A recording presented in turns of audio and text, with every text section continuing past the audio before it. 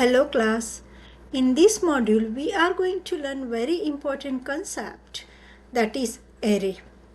Now why we require to create an array?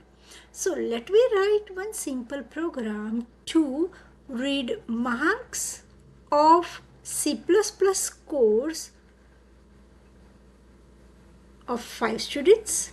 Okay, so a definition for program is read marks of C++ code or C++ course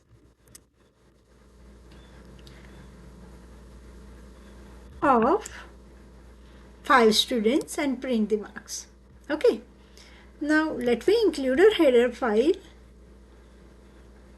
So we have included header file iostream using namespace std, our main function, and let me write. Now I want to read the marks of 5 students. Okay, so as we are knowing that marks will be in int, so that is int data type. Okay, so I am creating a variable here, m1, m2, m3, m4 and m5. Okay, why I have created m1 to m5? Because we want to store marks of 5 students, and that is why we have created 5 different variables. Okay, now I'll write enter marks of 5 students. Now I'll read marks of 5 students.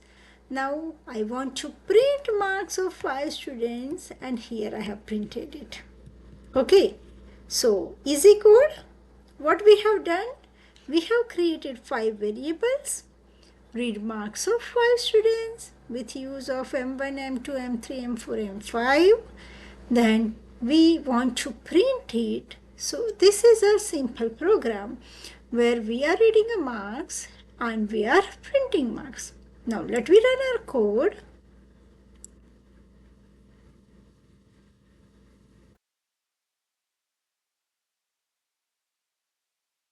Okay, it is taking time, but now we are entering marks of 5 students. So suppose, let's say for example, I'm entering 66, 88, 58, 96, 88.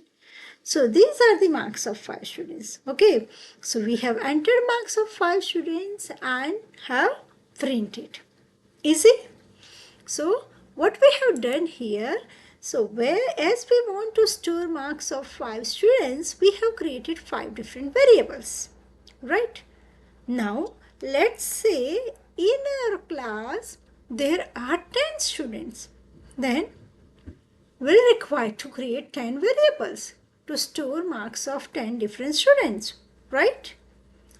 Okay, let's say in my class there are 20 students, then we have to create 20 variables, right?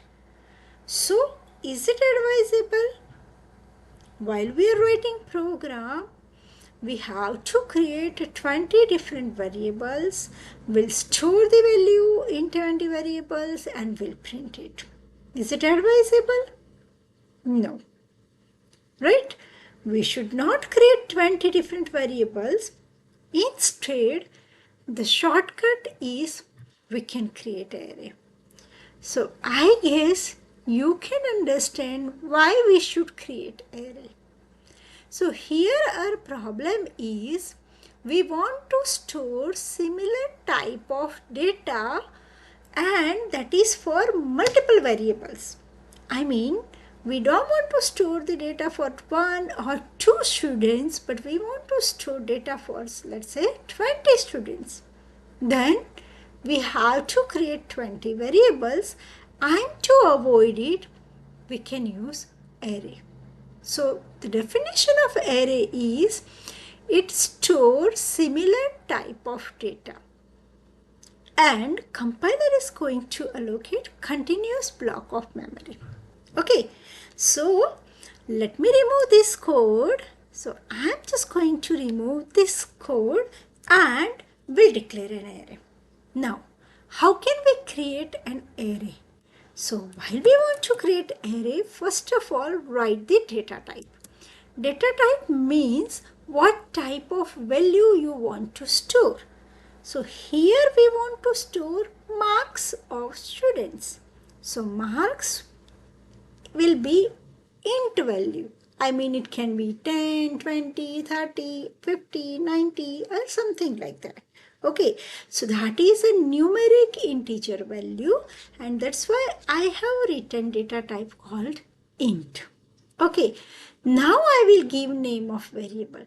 So as I want to store marks, I will give its a name m. Now the subscript operator, that is a square bracket. Okay, now in a subscript operator, we are going to specify number, means how many students marks we want to store. So here we want to store marks of 5 students. So we have written 5. Subscript operator or square bracket complete and semicolon. Okay, so what we have done, we have written int m subscript operator 5. So what it is going to do, so it will create array, okay, or it will create continuous block. How it is going to create? So I am just going to draw here how the continuous block of memory will be created. So it will create the first block, like this is my first block, then next block, then next block, then next block, I'm sorry, okay, like this. Okay, so here I am going to store first value, then next value, then next value, then next value, and last one. So I want to store 5 values. So this is my first, second, third, fourth and fifth. So array will be continuous block of memory. So this is a block of memory and it is continuous. So array will be created like this way. It will be continuous block of memory. Okay. And this element will be referred as m of 0. Okay. Array index always start with 0. So the first space will be referred as m of 0. Okay. Now the second space will be referred as m of 1.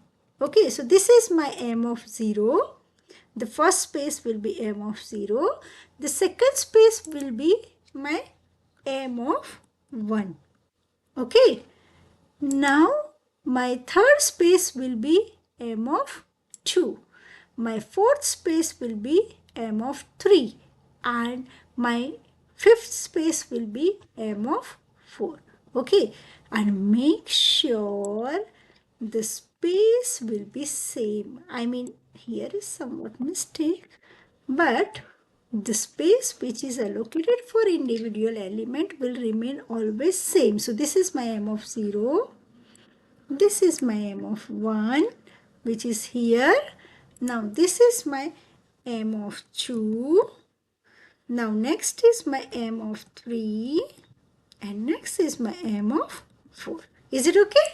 So while we are writing int m of 5, actually such continuous block we will get, and first will be m of 0, then m of 1, then m of 2, then m of 3, then m of 4. Okay, now here we can store some value because this is memory space, right?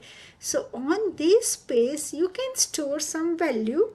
So for example, I want to store 2. Then here the value 2 will be stored. Suppose here I want to store value called 5. Then it will store 5 here. Okay, so the first memory block will store 2. The second memory block will store 5.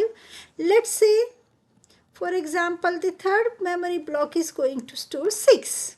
Then it will having a 6 value. So this is m of 0. This is my m of 1. This is my m of 2. Now in m of 3, for example, I want to store some value, that is a 7. And here I want to store some value for 2. Let's say 2 is already there. So let me store 9, for example. Okay, so this is my array where continuous memory block is there.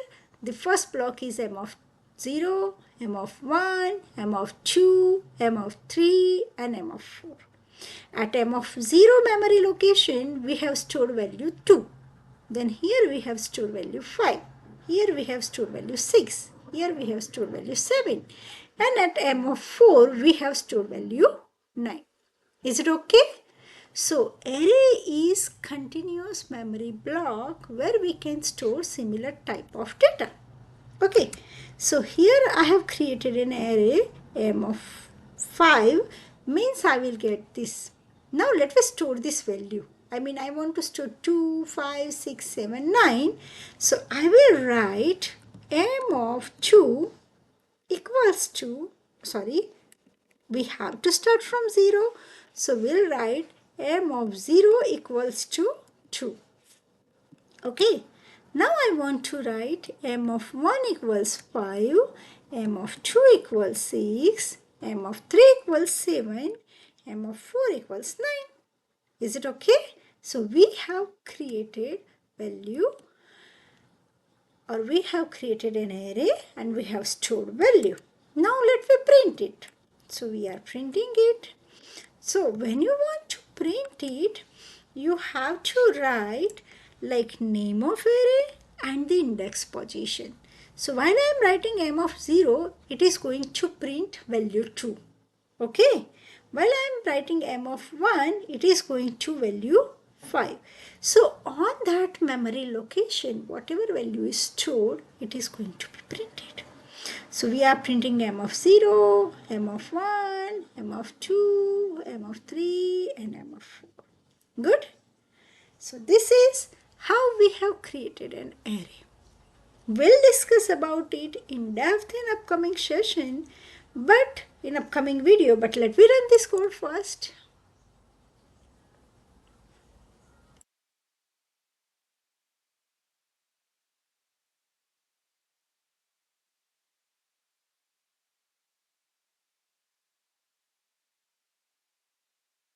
Oh, it is taking time, right? Okay, but here we have marks of 5 students, that is 2, 5, 6, 7 and 9. Okay, so 2, 5, 6, 7 and 9 we have stored in m of 0, 1, 2, 3, 4 and we are printing the value of the array elements. Okay, so this is called a name of array, this is called index of array. Okay, and array index always start with 0. And here this is called declaration of array. This is called what? Array declaration. Okay, so we have said that this is a name of array and we want to store 5 values in this array. Okay, and we have stored these values and we are printing it. Okay, let me continue in next video. Thank you.